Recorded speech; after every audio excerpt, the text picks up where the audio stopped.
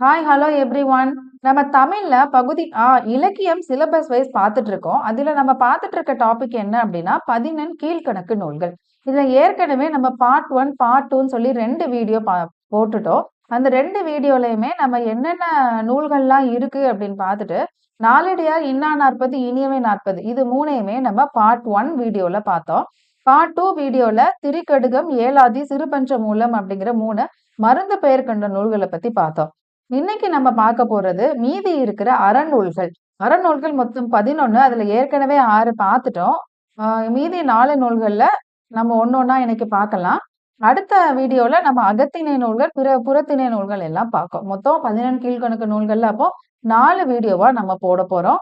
இது எல்லாமே நம்மளோட ஏடியூ அகாடமி யூடியூப் சேனல்ல இருக்கும். அது மட்டும் இல்லாம நம்மளோட டெலிகிராம் சேனல்ல இருக்கும். நீங்க 2மே சப்ஸ்கிரைப் பண்ணி வச்சுக்கோங்க. அப்படின்னா தான் உங்களுக்கு நான் போடுற வீடியோஸ் எல்லாம் நோட்டிபிகேஷன்ல வரும். நீங்களும் எல்லா வீடியோஸ்லயும் ஒவ்வொரு பார்ட்டா பார்ட் 1, பார்ட் 2, பார்ட் 3, பார்ட் 4 ஒண்ணா பொறுமையா பார்த்து நோட்ஸ் எடுத்து வச்சுக்கோங்க.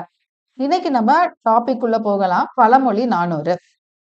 பழமொழி 400 அப்படிங்கிறது ஒவ்வொரு பாட்டுலயும் என்ன இருக்கும் அப்படின்னா, கடைசி வரி பழமொழி ஒரு பழமொழி இருக்கும். அதனாலதான் இதுக்கு பழமொழி அப்படின்னு பெயர் வந்திருக்கு. 400 அப்படிங்கிறது 400 வெண்பாக்கள். 400 பாட்டு இதுல இருக்கிறதுனாலதான் என்னது பழமொழி 400 அப்படின்னு பெயர் வந்திருக்கு. ஒவ்வொரு பாடலோட கடைசி வரியிலையும் ஒரு பழமொழி கட்டாயமா இருக்கும். இந்த பழமொழி 400 நூல்கள்ல. அதனாலதான் இதற்கு பழமொழி 400 அப்படின்னு பெயர் வந்திருக்கு. நம்ம திருக்குறள், நாலடியார் எவ்வளவு இம்பார்ட்டன்டோ அதுக்கு அடுத்த முக்கியத்துவம் வாய்ந்த நூல் அப்படின்னா பழமொழி 400 தான். இதுக்கு வேற என்ன பெயர்கள்லாம் இருக்கு அப்படின்னு பாத்தீங்கன்னா, முதுமொழி அப்படின்னு இதுக்கு வேறு சில பெயர்களும் இருக்கு. இதுக்கு மொத்தம் இதுல எத்தனை அதிகாரம் இருக்கு அப்படின்னா 34 அதிகாரம் இருக்கு. இந்த நூல்கள்ல நம்ம சங்க காலத்துல வாழ்ந்த புலவர்கள், அப்புறம் மூவேந்தர்கள் யாரு? சேர, சோழ, பாண்டியர்கள் இவங்களை பத்தி எல்லாமே இந்த நூல்கள்ல சிறப்பித்து சொல்லியிருக்காங்க. நூல் குறிப்பை பொறுத்த வரைக்கும் அவ்வளவுதான். ஆசிரியர் குறிப்பு அப்படின்னு பாத்தீங்கன்னா, ஆசிரியர் யாரு? முன்றுரை அரையனார். முன்றுரை அப்படிங்கிறது அவரோட ஊர் பெயர். அரையன் அப்படின்னா அரசன் அப்படின்னு பொருள். முன்றுரை ஆண்ட அரசனாக இருக்கலாம் அப்படின்னு நிறைய பேர் சொல்றாங்க. இவரோட பெயரை வச்சு எப்படி சொல்றாங்க? முன்றுரை அரையனார் அப்படின்னு. ஒருவேளை அரையனார் அப்படிங்கிறது அவரோட பெயரா கூட இருக்கலாம். அரசன் அப்படிங்கிறது அரசனா கூட இருக்கலாம். முன்றுரை அப்படிங்கிற நாட்டை ஆண்ட அரசனாக இருக்கலாம். அதனால முன்றுரை அரையனார் அப்படின்னு சொல்லலாம்னு ஒரு விதமான கருத்துகள் இருக்கு. சோ நீங்க தெரிஞ்சு வச்சுக்கோங்க. அரையன் அப்படின்னா அரசன் அப்படின்னு. ஏன்னா இது நமக்கு ப்ரீவியஸ் இயர் கொஸ்டின்லயும் கேட்டிருக்காங்க. அரையன் அப்படின்னா என்னன்னு சொல்லிட்டு. இவர் வாழ்ந்த காலம் அப்படின்னா 4ஆம் நூற்றாண்டுன்னு ஒரு புக்ல கொடுத்திருக்காங்க. 5ஆம் நூற்றாண்டுன்னு சொல்லி ஒரு புக்ல கொடுத்திருக்காங்க. ஒருவேளை இவர் 4ஆம் நூற்றாண்டு இறுதியிலையும் 5ஆம் நூற்றாண்டு தொடக்கத்திலையும் வாழ்ந்திருக்கலாம். அதனால கூட அந்த மாதிரி கொடுத்திருக்கலாம். ஒவ்வொரு புக்ல ஒவ்வொரு மாதிரி கொடுத்திருக்காங்க. நீங்க 2யுமே நோட் பண்ணி வச்சுக்கோங்க. எக்ஸாம்ல கண்டிப்பா ஏதாவது ஒரு ஆப்ஷன் தான் இருக்கும். அப்படி எந்த ஆப்ஷன் கொடுத்திருக்காங்களோ அதை நீங்க மார்க் பண்ணிக்கோங்க. ஓகே. இவர் எந்த சமயத்தை சார்ந்தவர் அப்படின்னு பாத்தீங்கன்னா, சமண சமயத்தை சார்ந்தவர். சமண சமயத்தை சார்ந்தவர். அதுக்கப்புறம் ஆசிரியர் குறிப்பை பொறுத்த வரைக்கும் அவ்வளவுதான். பாடல்கள். அருமோ நரி நக்கிச்சு என்று கடல். இந்த பாடல் ப்ரீவியஸ் இயர்ல கேட்ட ஒரு பாடல். இது பழமொழி 400ல கடைசி வரி மட்டும் கொடுத்திருக்காங்க. எப்பவுமே இந்த பழமொழி 400ல மட்டும் பாடல் வரி கடைசி தான் கொடுத்து கேட்பாங்க. ஏன்னா அதுல தானே பழமொழி அப்படிங்கிறது இடம்பெற்றிருக்கும். அதனால எல்லா பாடல்களையும் பழமொழி 400ல அந்த கடைசி லைன் மட்டும் நீங்க நோட் பண்ணி படிச்சு வச்சுக்கோங்க. இந்த புக்ல இது எங்கேயுமே இல்ல. ப்ரீவியஸ் இயர்ல கேட்ட கொஸ்டின்ங்கிறதுனால நான் இதை உங்களுக்கு எடுத்து கொண்டு வந்திருக்கேன். அருமோ நரி நக்கிச்சு என்று கடல் அப்படின்னா என்னன்னா, நரி நக்கியதால் கடல் நீர் வற்றுமோ. இதோட பொருள் என்ன அப்படின்னா, நரி வந்து தனக்கு தேவையான நீரை எடுத்து உறிஞ்சி குடித்தது அப்படின்னால கடல் நீர் ஃபுல்லா வத்தி போயிருமா அப்படிங்கிறது தான் இதோட பொருள். இது உங்களுக்கு பார்த்தாலே புரியும்னு நினைக்கிறேன். இந்த ஒரு லைன் மட்டும் படிச்சுக்கிட்டா போதும். ஏன்னா இது புக்ல எங்கேயுமே இல்ல. ப்ரீவியஸ் இயர் கொஸ்டின்ல மட்டும் கேட்டிருக்காங்க இந்த ஒரே ஒரு லைன் ஒரு டைம். அடுத்து 2வது பாடல். கல்வியின் சிறப்பு. ஆற்றவும் கற்றார் அறிவுடையார் அஃதுடையார் நாற்றிசையும் செல்லாத நாடில்லை அந்நாடு வேற்று நாடாகா தமையேவாம் ஆயினால் ஆற்றுனா வேண்டுவது இல். ஆற்றவும் கற்றார் அறிவுடையார் அப்படின்னா, அறிவுடையவர்கள் நல்ல நூல்களை தெரிந்து ஆராய்ந்து கற்று தேர்ந்தவர்கள். யாரு? அறிவுடையவர்கள். அப்படிப்பட்ட அறிவுடையவர்கள் நாற்றிசையும் அப்படின்னா 4 திசைகளிலும் அவங்களோட புகழ் வந்து பரவி இருக்கும். செல்லாத நாடு இல்லை அப்படின்னா அவங்களோட புகழ் பரவாத நாடுகளே இல்லை. அந்நாடு வேற்று நாடு ஆகும். அதனால வேறு எந்த நாட்டுக்கு போனாலும் அந்த நாடு அது அவங்களோட சொந்த நாடு மாதிரிதான் அவங்கள எல்லாரும் ட்ரீட் பண்ணுவாங்க. ஆயினால் ஆற்றுனா வேண்டுவது இல். அதனால எங்க போனாலும் அவங்களுக்கு வேண்டிய சாப்பாட கட்டுசோறு கட்டுசோறு அப்படின்னா, நமக்கு எந்த இடத்துக்குலாம் போனோமோ, அதுக்கு முன்னாடியே நமக்கு தேவையான சாப்பாடெல்லாம் பேக் பண்ணி கொண்டு போறது. அந்த மாதிரி இந்த அறிவில் சிறந்தவர்கள், கற்றவர்கள் கட்டுச்சோறு கொண்டு போக வேண்டிய தேவையில்ல. ஏன்னா, அங்க இருக்கிறவங்க எல்லாருமே கற்றவர்கள, கல்வியில் சிறந்தவர்களை உபசரித்து அவர்களே வேண்டிய உணவை அளிப்பார்கள் அப்படிங்கிறது அதோட இன்டைரக்ட் மீனிங். அப்போ இதுல பழமொழி அப்படிங்கிறது என்னது? ஆச்சுனா வேண்டுவது இல். கட்டுச்சோறு கல்வியில் சிறந்தவர்களுக்கு கட்டுச்சோறு தேவையில்லை அப்படிங்கிறது தான் இந்த பழமொழியோட பொருள். இந்த ஆச்சுனா வேண்டுவதில் அப்படிங்கிற லைன குடுத்துட்டு அதோட பொருள் என்ன அப்படின்னும் நெறைய டைம்ஸ் கேட்டிருக்காங்க. ஆச்சுனா வேண்டுவதில் அப்படிங்கிறது எந்த நூல்கள் இந்த பாடல் வரி எந்த நூல்கள்ல இருந்திருக்கும் அப்படின்னா, நெறைய டைம் கேட்டிருக்காங்க. ஸோ இந்த ஆச்சுனா வேண்டுவதில் அப்படிங்கிறத நீங்க மறுபடி நோட் பண்ணி படிச்சுக்கோங்க. இது ரொம்ப ரொம்ப இம்பார்ட்டன்ட். எனக்கு தெரிஞ்சே ஒரு 5 டூ 6 டைம்ஸ் கிட்ட ப்ரீவியஸ் இயர் கொஸ்டின்ல கேட்டிருக்காங்க. ஸோ இந்த பாடலோட பொருள் புரியும்னு நெனைக்கிறேன். நெக்ஸ்ட் 3வது பாடல். இந்த 3வது பாடல் வந்து நம்மளோட 12த் சிறப்பு தமிழ்ல குடுத்திருக்காங்க. நாடி நமரென்று நன்கு புரந்தாரை கேட பிறரோடு சூழ்தல் கிளர்மணி நீடுகள் வெற்ப நினைப்பின்றி தாமிருந்த கோடு குறைத்து விடல். நாடி நமரென்று நன்கு புரந்தாரை அப்படின்னா, நாடினா நம்ம கிட்ட ஒருத்தங்க நாடி நம்ம கிட்ட வந்து நமரென்று நான் இருக்கேன் அப்படின்னு உரிமையோட வந்து நன்கு புணர்ந்தாரை நன்கு புணர்ந்தாரே அப்படின்னா, நல்லா நம்ம கூட சேர்ந்து இருந்து, நமக்கு ஒரு ஆபத்துன்னு வரும்போது நமக்கு உதவி செஞ்சவங்களுக்கு, கேடு பிறரோடு சூழ்தல் அப்படின்னா, மத்தவங்களோட சேர்ந்து சூழ்தல் அப்படின்னா, சூழ்ச்சி செய்து பிறரோடு மத்தவங்களோடு சேர்ந்து துன்பம் நினைக்கக் கூடாது. அப்படி நினைத்தோம் அப்படின்னா என்ன ஆகுமா?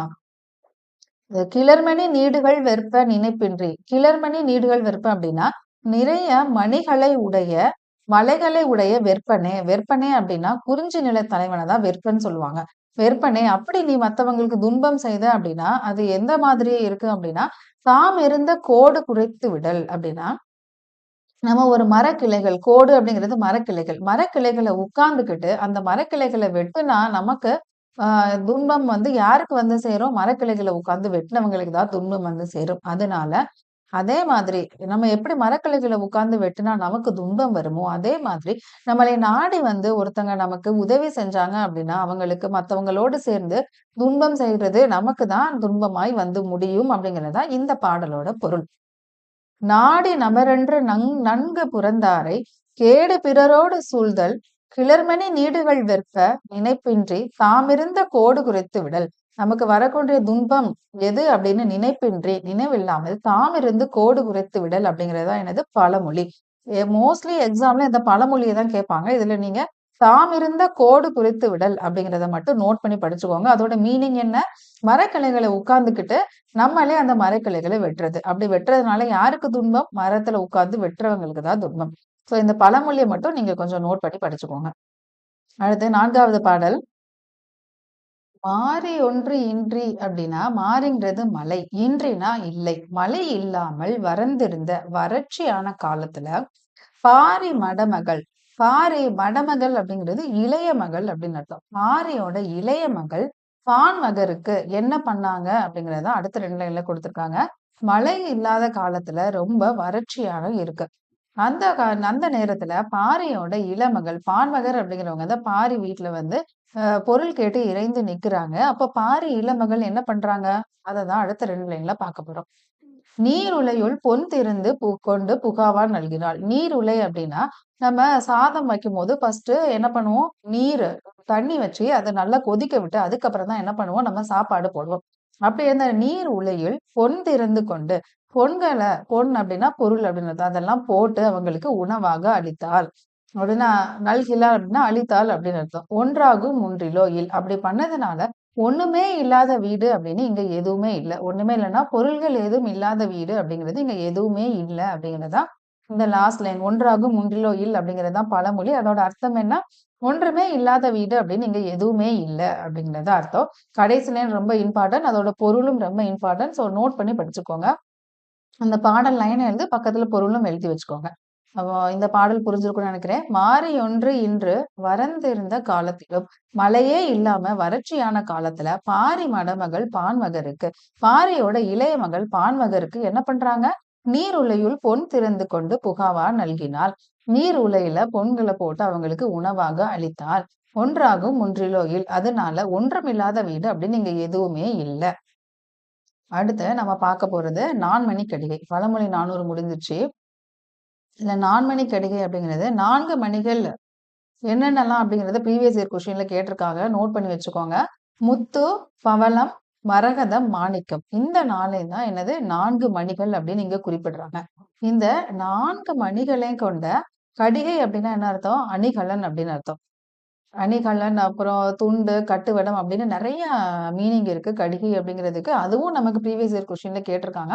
ஸோ கடிகை அப்படின்னா என்னது? துண்டு, கட்டுவடம், ஆபரணம், நகை இந்த மாதிரி ஏகப்பட்ட பொருள் இருக்கு. அதையும் நீங்க கொஞ்சம் நோட் பண்ணிக்கோங்க. அப்ப இந்த 4 மணிகளை கொண்ட ஒரு ஆபரணம் இருக்கு.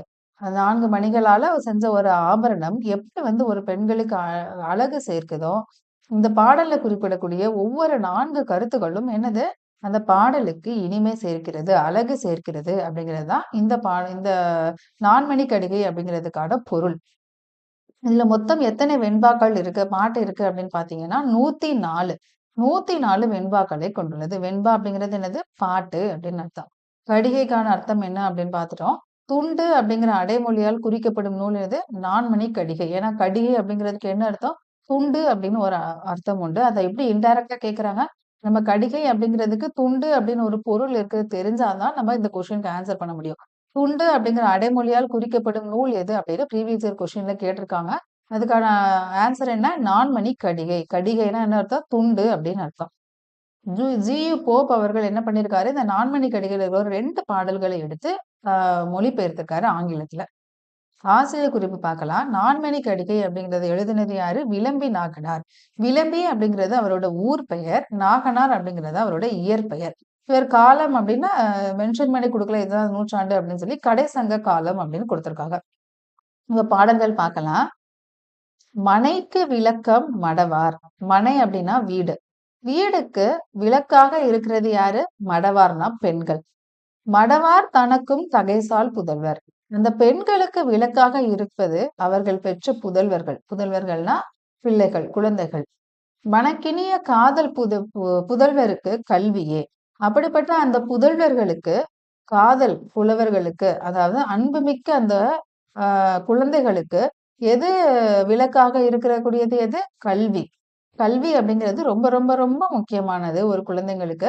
அவங்களுக்கு எந்த செல்வத்த நம்ம சேர்த்து வைக்கிறோமோ இல்லையோ, கல்வி அப்படிங்கிற செல்வத்த கட்டாயமா நம்ம அவங்களுக்கு குடுக்கணும். அப்ப என்ன சொல்றாங்க? அந்த குழந்தைகளுக்கு, புதல்வர்களுக்கு விளக்காக இருப்பது அவர்கள் கற்ற கல்வி. அந்த கல்விக்கும் ஓதின் புகசால் உணர்வு அப்படின்னா, அந்த கல்விக்கு விளக்காக இருப்பது எது? அவங்க ஒழுக்க நெறியை கடைபிடிப்பது. கல்வி நமக்கு கற்றுத் தர்றது எதுக்காக? நெறைய நல்ல விஷயங்கள ஒழுக்கமா எப்படி இருக்கணும் அப்படிங்கிறத மட்டும் இல்லாம, அ அப்படிங்கிறத தாண்டி இப்ப எல்லாரும் என்ன பண்றாங்க? தொழில் சார்ந்த கல்வியை தான் எல்லாரும் படிக்கிறாங்க. அவங்க கொஞ்ச நாள் படிக்கிறாங்க. அதுல உள்ள குடுத்திருக்க இன்ஃபர்மேஷன் எல்லாம் யாருமே ஃபாலோ பண்றதில்ல அவங்க லைஃப்ல. கொஞ்ச நாள் போனதுக்கப்புறம், அது எப்படி நம்ம அந்த படிப்ப முடிச்சுட்டு, இத எப்படி நம்ம வேலைக்கு பயன்படுத்தலாம், பணம் சம்பாதிக்கலாம் அப்படிங்கிற மாதிரி தான் இருக்கிறாங்களே தவிர, அந்த கல்வி கற்றுக் கொடுத்த நல்ல ஒழுக்கங்கள நம்மளோட வாழ்க்கையில பின்பற்றுறதில்ல. அப்போ ஆ என்ன பண்ணணும் நம்ம, நம்ம குழந்தைகளுக்கு நம்ம கல்வியை வந்து தொழில் சார்ந்து கத்துக் கொடுக்காம, மார்க்குக்காக மட்டும் கத்துக் கொடுக்காம, அதுல இருக்கக்கூடிய ஒவ்வொரு நல்ல கருத்துக்களையும் அவங்களோட வாழ்க்கையில பின்பற்றி செய்ய வேண்டியது நம்ம ஒவ்வொருவரோட கடமை. ஏன்னா கல்விங்கிறது அதுக்கு அப்புறம் தான். ஒழுக்கம் தான் ஃபர்ஸ்ட்டு. ஒழுக்கத்த நல்லபடியா கத்துக் குடுக்கணும் நம்ம எல்லாருக்கும். சரி ஓகே. இங்க என்ன சொல்றாங்க? மனைக்கு விளக்கம் மடவார். ம மனைக்கு விளக்கம் மடவார் அப்டின்னா, ஒரு வீடு இருக்கு. அந்த வீடுக்கு விளக்காக விளங்குவது பெண்கள். பெண்களுக்கு விளக்காக விளங்குவது அவர்கள் பெற்ற புதல்வர்கள். புதல்வர்களுக்கு விளக்காக விளங்குவது கல்வி. கல்விக்கு விளக்காக விளங்குவது அவர்கள் ஒழுக்கமாக இருப்பது. அப்போ மொத்தம் 4 கருத்துக்கள் சொல்றாங்கல்ல. நான்மணி கடிகை. இந்த பாடல் ரொம்ப இம்பார்ட்டன்ட். இது நம்ம முன்னாடி ப்ரீவியஸ் இயர் கொஸ்டின்ல கேட்டிருக்காங்க. அடுத்து, இது ஓல்டு புக்ல தான் இருக்கு. ஆனாலும் இது ரொம்ப இம்பார்ட்டன்ட். இப்ப 2வது பாடல். இது வந்து எதுல இருக்கு? 12த் சிறப்பு தமிழ்ல இருக்கக்கூடிய பாட்டு. கள்வம் என்பாருக்கும் துயிலில்லை. காதலி மாட்டு உள்ளம் வைப்பாருக்கும் துயிலில்லை. ஒன்பொருள் செய்வம் என்பாருக்கும் துயிலில்லை. அப்பொருள் காப்பவருக்கும் இல்லை துயில். கல்வம் அப்படின்னா யாருன்னா, மத்தவங்களோட பொருள திருடணும்னு நினைக்கிறவங்க தான் கல்வம். அப்படி நினைக்கிறவங்களுக்கு துயில் இல்லை, தூக்கம் வராது. காதலி மாட்டு உள்ளம் வைப்பாருக்கும் துயில் இல்லை. காதலியை மனதில் நினைத்துக் கொண்டிருப்பவர்களுக்கும் தூக்கம் வராது. ஒன்பொருள் செய்வம் என்பாருக்கும் துயில் இல்லை. நம்ம வாழ்க்கையில எப்படியாவது பொருள் சம்பாதித்து முன்னேற வேண்டும் அப்படின்னு நினைத்துட்டு இருக்கவங்களுக்கும் தூக்கம் வராது. அப்பொருள் காப்பவருக்கும் துயில் இல்லை துயில். அந்த சேமித்து வைத்த பொருள நம்ம கஷ்டப்பட்டு சேர்த்த அந்த பொருள நம்ம பாதுகாக்கணும் அப்படின்னு நினைக்கிறவங்களுக்கும் இல்லை துயில். தூக்கம் வராது அப்படிங்கிறது தான் இந்த நான்மணி கடிகை பாடல்ல சொல்லியிருக்காங்க. அப்ப மொத்தம் 4 கருத்துக்கள் சொல்லியிருக்காங்களா? என்னலாம்? கல்வம்னா மத்தவங்க கிட்ட இருக்க பொருள நம்ம திருடணும்னு அப்படின்னு நினைக்கிறவங்களுக்கு தூக்கம் வராது. காதலியை மனதில் நினைத்துக் கொண்டிருப்பவர்களுக்கு தூக்கம் வராது. வாழ்க்கையில் பொருள் சம்பாதித்து முன்னேற வேண்டும் என்று நினைக்கிறவர்களுக்கும் தூக்கம் வராது. அந்த சேமித்த பொருளை நம்ம பாதுகாக்க வேண்டும் என்று நினைப்பவர்களுக்கும் தூக்கம் வராது. மொத்தத்துல யாருக்குமே தூக்கம் வராது போல. உங்க சொல்றத பார்த்தா அப்படிதான் இருக்கு. ஓகே, நம்ம நெக்ஸ்ட் பாடல்கள் பார்க்கலாம். நான்மணி கடிகைல இந்த 2 பாட்டு தான். அடுத்து நம்ம பார்க்க போறது முதுமொழி காஞ்சி. முதுமொழி காஞ்சிக்கு இன்னொரு பெயர் என்ன? அறவுரை கோவை. அறவுரை கோவை அப்படிங்கிறது தான் முதுமொழி காஞ்சிக்கான இன்னொரு பெயர். இதுல மொத்தம் 10 அதிகாரம் இருக்கும். ஒவ்வொரு அதிகாரத்திலையும் 10 செய்யுள் இருக்கும். அப்ப மொத்தம் எத்தனை பாடல்கள் இருக்கும்? 100 பாடல்கள். 10 × 10 என்னது? 100 பாடல்கள் கொண்டது இந்த முதுமொழி காஞ்சி. முதுமொழி காஞ்சி அப்படிங்கிறது காஞ்சி துறைகளில் ஒன்று. இந்த காஞ்சி துறையில எதை பத்தி சொல்லியிருப்பாங்க அப்படின்னா, நிலையாமை. நிலையாமை அப்படின்னா, இந்த உலகத்துல எதுவுமே நிலையானது கிடையாது அப்படிங்கிற மாதிரி தான் இந்த காஞ்சி துறைகள்ல சொல்லியிருப்பாங்க. முதுமொழி காஞ்சி அப்படிங்கிறதோ அந்த காஞ்சி துறையை சேர்ந்தது. இது உலகத்தோட உண்மைகள். அதாவது இப்படி இப்படி இருந்தா இந்த மாதிரி நமக்கு இருக்கலாம் அப்படிங்கிற மாதிரி தான் முதுமொழி காஞ்சில சொல்லியிருப்பாங்க. அது உங்களுக்கு பாடல்கள பார்க்கும்போது நல்லா புரியும். எதுக்காக இதுக்கு முதுமொழி காஞ்சி அப்படின்னு பெயர் வச்சிருக்காங்க அப்படின்னா, காஞ்சி அப்படின்னா நெறைய மணிகள வச்சு ஒரு மொத்தமா கோத்து ஒரு அணிகலன் மாரி அணிந்திருப்பாங்க. அதுக்கு பெயர் தான் என்னது? காஞ்சி அப்படின்னு பெயர். அதே மாதிரி இந்த முதுமொழி காஞ்சியில நெறைய அறக்கருத்துக்கள கோவையாக வச்சு ஒரு பாடல பாடியிருப்பாங்க. அதாவது நான் மொத்தம் 10 இது சொல்லியிருப்பாங்க. அப்படி கோவையா ஒவ்வொரு கருத்தா சொல்லியிருப்பாங்க. ஒவ்வொரு நம்ம பார்த்தோம்ல, ஒவ்வொரு அதிகாரத்துக்கும் 10 செய்யுள்கள் அப்படின்னு சொல்லிட்டு. அந்த மாரி அந்த 10 செய்யுள ஒவ்வொரு பாட்டுலயும் இந்த மாதிரி என்ன சொல்லியிருப்பாங்க? 10, 10 பாடலா 10, 10 கருத்துக்களா சொல்லியிருப்பாங்க. ஒரு கோர்வையா சொல்லியிருப்பாங்க. அதனால தான் இதுக்கு என்ன பெயர் வச்சிருக்காங்க? முதுமொழி காஞ்சி அப்படின்னு பெயர் வச்சிருக்காங்க. மொத்தம் 100 பாடல்கள் பார்த்துட்டோம்ல. இந்த முதுமொழி காஞ்சியோட ஆசிரியர் யாரு? மதுரை கூடலூர் கிழார். அப்ப இவரோட பிறந்த ஊர் என்னது? கூடலூர். இவரோட சிறப்பு என்ன அப்படின்னு பார்த்தோம்னா, இவரோட பாடல்கள்ல எடுத்து நச்சினக்கணியார் அப்படிங்கிறவங்க நெறைய இடத்துல யூஸ் பண்ணியிருக்காங்க. இவரோட பாடல்கள்ல இருக்கிற ஒரு சில கருத்து, ஒரு சில பாயிண்ட் எல்லாம் ஒரு சில அந்த பாடல்கள்ல இருக்கக்கூடிய வரிகள என்ன பண்ணியிருக்காரு? நச்சினைக்கினியார் எடுத்து, அவர் நெறைய இடத்துல மேற்கோள்களா யூஸ் பண்ணியிருக்காரு. அதான் இவருக்கான தனி சிறப்பு. இவரோட காலம் அப்படின்னு பார்த்தீங்கன்னா, சங்க காலத்துக்கு பின்னாடி வாழ்ந்தவர். இப்ப பாடல்கள் பார்க்கலாம். "ஆர்களி உலகத்து மக்களுக்கெல்லாம் ஓதலில் சிறந்ததன்று ஒழுக்கமுடைமை." ஆர்களி உலகத்து மக்கள் எல்லாம் அப்படின்னா, ஆர்களி அப்படிங்கிறது இந்த கடல்கள தான் சொல்லியிருக்காங்க. கடலால் சூழப்பட்ட மக்களுக்கெல்லாம் அப்படின்னு சொல்லி தான் இவர் ஒவ்வொரு பாட்டுலயும் ஆரம்பிப்பாரு. 10, 10 கருத்தா சொல்லியிருப்பாரா? அதுல ஆரம்பிக்கும்போது எப்படி ஆரம்பிப்பாரு? "ஆர்களி உலகத்து மக்களுக்கெல்லாம்." இத பார்த்த உடனே நீங்க முதுமொழி காஞ்சி அப்படின்னு கண்டுபிடிச்சிடணும். "ஆர்களி உலகத்து மக்களுக்கெல்லாம்" அப்படின்னு சொல்லிட்டு, அவர் ஒரு 10 கருத்த சொல்றாரு. என்ன அப்படின்னு ஒண்ணொண்ணா பார்க்கலாம். "ஓதலில் சிறந்ததன்று ஒழுக்கமுடைமை." ஓதல் அப்படின்னா என்னது? கல்வி. கல்வியை விட சிறந்தது ஒழுக்கமா இருக்குது. காதலில் சிறந்ததன்று கண்ணஞ்சப்படுதல். அன்பு. மத்தவங்க கிட்ட அன்பு காட்ட விட சிறந்தது எது? இரக்கம் காட்டுறது. கண்ணஞ்சப்படுதல் அப்படின்னா, அவங்களுக்கு மத்தவங்க படுற கஷ்டத்த பார்த்து கண்ணஞ்சப்படுதல், இரக்கப்படுதல். இரக்கப்படுதல் அப்படிங்கிறது காதல். அன்பையும் விட சிறந்தது. மேதையில் சிறந்ததன்று கற்றது மறவாமை. மேதை அப்படின்னா கல்வி ஒழுக்குது. கல்வியில் சிறந்தவர்கள தான் மேதை அப்படின்னு சொல்றோம். நம்ம கல்வி கற்றத விட சிறந்தது எது? கற்றது மறவாமை. நீ கஷ்டப்பட்டு எல்லாமே படிச்சு எனக்கு எல்லாமே தெரியும். ஆனா நான் எல்லாமே மறந்துட்டேன் அப்படின்னா, அதுல என்ன பிரயோஜனம் இருக்கு? எதுவுமே இல்லல்ல. அதான் சொல்றாங்க. மேதையில் சிறந்ததன்று கற்றது மறவாமை. வன்மையில் சிறந்ததன்று வாய்மை உடைமை. வன்மை அப்படிங்கிறது வளமான வாழ்க்கை. நம்ம ஒரு வாழ்க்கையில வளமா வாழ்றத விட சிறந்தது வாய்மை. உண்மையா வாழ்ந்துட்டு போறது தான் என்னது? சிறந்தது அப்படின்னு சொல்லியிருக்காங்க. இளமையில் சிறந்ததன்று மெய்ப்பினி இன்மை. நம்ம நம்மளோட லைஃபே எடுத்துக்கிட்டோம் அப்படின்னா, ரொம்ப ஹேப்பியா இருக்கக்கூடிய ஸ்டேஜ் அப்படிங்கிறது என்னது? நம்மளோட டீனேஜ் அப்படின்னு தான் சொல்லுவோம். ஸ்கூல் லைஃப், காலேஜ் லைஃப் அந்த ஏஜ் அதுதான் என்னது இளமை காலம். இளமை காலத்துல சிறந்தது இளமையா காலத்துல இருக்கிறத விட சிறந்தது எது? மெய்ப்பினியின்மை, நோய் இல்லாம இருக்கிறது தான் சிறந்தது. நலனுடைமையின் நாணும் சிறந்ததன்று. நலனுடைமையின் நாணும் சிறந்ததன்று. நலனுடைமை அப்படின்னா என்னது? அழகா இருக்கிறது. அழகா இருக்கிறத விட சிறந்தது எது? வெட்கம். நாணம்னா வெட்கம். கொஞ்சம் வெட்கப்பட்டு இருக்கிறது தான் சிறந்தது அப்படின்னு சொல்றாங்க. குலனுடைமையின் கற்பும் சிறந்ததன்று. குலனுடைமை அப்படிங்கிறது குலப்பெருமை. நிறைய பேர் என்ன பண்றாங்க இப்போ அவங்களோட குலப்பெருமைகளை வச்சுதான் இன்னைக்கு வரைக்குமே வாழ்ந்துட்டு இருக்காங்க.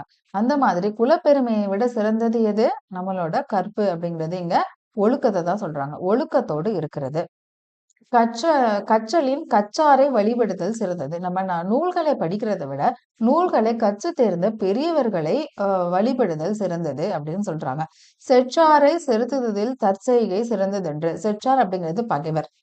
நம்ம பகைவரை வந்து என்ன பண்ணணுமோ, ஒருத்தவங்க நமக்கு தப்பு செஞ்சாங்க அப்படின்னா, அவங்களுக்கு திருப்பி நம்ம திருப்பி அவங்களுக்கு அதை எப்படியாவது திருப்பி குடுத்துறணும் அப்படின்னு சொல்லிட்டு நம்ம பழி வாங்கக்கூடாது. செற்றாரை செறுத்துதல் அப்படின்னா, அவங்க நமக்கு பகைவர் நமக்கு ஒரு துன்பம் செஞ்சாங்க அப்படின்னா, அவங்களுக்கு துன்பம் செய்யாமல் தற்செய்கை நல்லது செய்தது சிறந்ததன்று அப்படின்னு சொல்றாங்க. முன்பெரும் கலன்பின் சிறுகாமை சிறந்ததன்று. முன்பெரு கலன்பின் அப்படின்னா, முற்காலத்துல சேமித்து வைத்த பொருள்கள நம்ம இப்போ குறையாமல் பார்த்துக் கொள்வது சிறந்ததன்று. நம்ம என்ன பண்ணக்கூடாது, நம்மளோட அப்பா, அம்மா தான் பொருட்கள சேர்த்து வச்சுட்டாங்கன்னு சொல்லிட்டு, நம்ம அந்த பொருட்கள கொஞ்சம் கொஞ்சமா கம்மி பண்ணிறக்கூடாது. அத மட்டுமே நம்ம நாடி இருந்து, அத மட்டுமே அ இருக்குன்னு சொல்லிட்டு, நம்ம எந்த வேலைக்கும் போகாம, அதையே சார்ந்து இருந்து, அந்த பொருள்களை அழிக்கக்கூடாது. நம்மளும் நம்மளோட வாழ்க்கையில முன்னேறி பொருள்களை சேமிக்க வேண்டும் அப்படிங்கிறது தான் இதோட பொருள். முற்காலத்துல நம்மளோட முன்னோர்கள் சேர்த்து வச்ச பொருள நம்ம இப்ப கொஞ்சம் கூட குறையாம பார்த்துக்கிறது சிறந்தது அப்படின்னு சொல்றாங்க. இந்த 10 பாட்டுலயும் என்னது என்னென்ன எந்தெந்த மாரி இருக்கணும் அப்படின்னு கருத்துக்கள தான் சொல்லியிருக்காங்க. அடுத்து நம்ம பார்க்க போறது ஆசாரக்கோவை. இதோட நம்ம இன்னைக்குடைய கிளாஸ் முடிஞ்சது. இதுதான் லாஸ்ட் நம்ம பார்க்கக்கூடிய அறநூல்கள். ஆசாரக்கோவை. ஆசாரக்கோவை அப்படின்னா என்ன அர்த்தம் அப்படின்னா, நல்ல ஒழுக்கங்களின் தொகுப்பு. அதாவது இந்தந்த மாரி இருக்கணும். இதெல்லாம் இருந்தா தான் ஒழுக்கமுடையவர்கள் அப்படிங்கிற மாதிரி இந்த பாடல்ல சொல்லியிருப்பாங்க. மொத்தம் இதுல எத்தன பாட்டு இருக்கு அப்படின்னு பார்த்துக்கிட்டீங்கன்னா, 100 பாடல்கள் இருக்கு.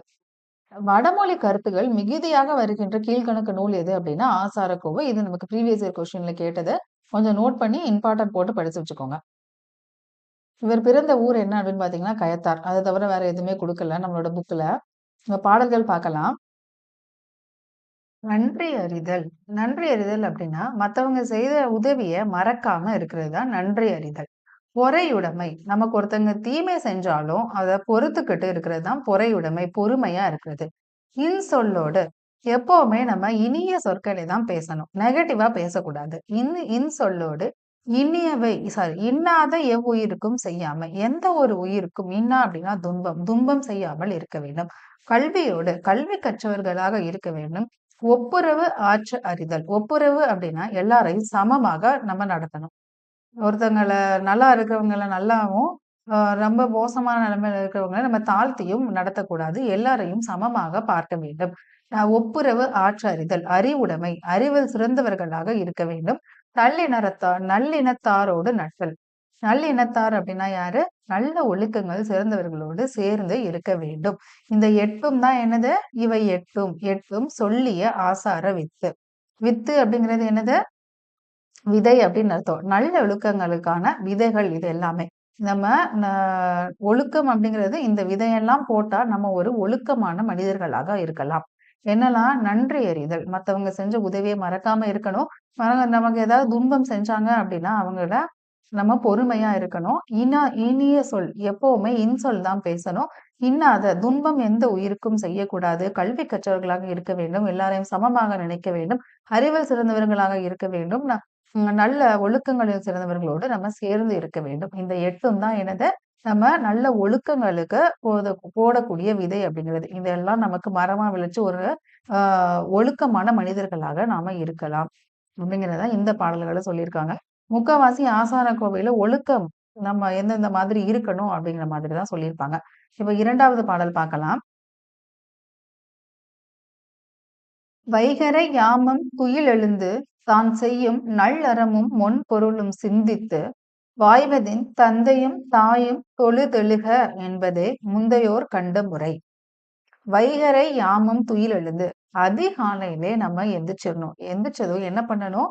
தான் செய்யும் நல்லறமும் முன்பொருளும் சிந்தித்து. இன்னைக்கு நம்ம என்ன நல்ல விஷயங்கள செய்ய போறோம் அப்படிங்கிறத சிந்தித்து, தந்தையும் தாயும் தொழுதொழுக. அதுக்கப்புறம் நம்மளோட பெற்றோர்கள் கால்ல விழுந்து ஆசீர்வாதம் வாங்கிட்டு அந்த செயலை செய்ய தொடங்கணும். அப்படிங்கிறது தான் ஒழுக்கம் அப்படின்னு முந்தையோர் கண்ட முறை. நம்மளோட முன்னோர்கள் சொன்ன முறை. ஒழுக்கம் அப்படின்னா என்னது? நம்ம காலையிலேயே துயில் எழுந்து இன்னைக்கு என்ன நல்ல விஷயம் செய்ய போறோம் அப்படிங்கிறத சிந்தித்து, நம்மளுடைய தந்தையிடமும், தாயிடமும் ஆசீர்வாதம் வாங்கிவிட்டு அந்த செயலை செய்ய தொடங்க வேண்டும். அதுதான் ஒழுக்கம் அப்படின்னு நம்மளுடைய முன்னோர்கள் சொல்லியிருக்காங்க. அப்படிங்கிறத இந்த ஆசாரக்கோவையில சொல்லியிருக்காங்க. அவ்வளவுதான். இந்த பாடல் முடிந்துருது. ஆசாரக்கோவை இதோட முடிஞ்சிருச்சு. அடுத்து அகத்திணை நூல்கள். அகத்திணை நூல்களும், புறத்திணை நூல்களும் நம்ம அடுத்த கிளாஸ்ல பார்க்கலாம். அகத்திணை நூல்கள்ல பெருசா நமக்கு பாடல்கள் எதுவுமே இருக்காது. ஒரு சில இன்ஃபர்மேஷன் மட்டும் தான் இருக்கும். அதுவுமே கொஞ்சம் இம்பார்ட்டன்ட் தான். ப்ரீவியஸ் இயர் கொஸ்டின்ல கேட்டிருக்காங்க. அது சார்ந்ததா நம்ம பார்க்கலாம். இதோட நமக்கு 14 கீழ்க்கணக்கு நூல்கள்ல அறநூல்கள் எல்லாமே பார்த்து முடிச்சுட்டோம். அகத்திணை நூல்கள், புறத்திணை நூல்கள் 2யும் சேர்த்து நம்ம ஒரே பாட்டுல முடிச்சிடலாம். ஏன்னா அது கொஞ்சம் கம்மியான இன்ஃபர்மேஷன் தான் குடுத்துருக்காங்க புக்ல. ஓகே. நீங்க தரோவா இந்த 3 பாட்டையும் படிச்சு நோட்ஸ் எடுத்து வச்சுக்கோங்க. உங்களுக்கு இந்த வீடியோஸ் புடிச்சிருந்தது அப்படின்னா, மறக்காம உங்களோட ஃப்ரெண்ட்ஸுக்கு ஷேர் பண்ணுங்க. சப்ஸ்கிரைப் பண்ணிக்கோங்க. அப்படியே ஒரு லைக்கையும் போட்டுருங்க. Thank you.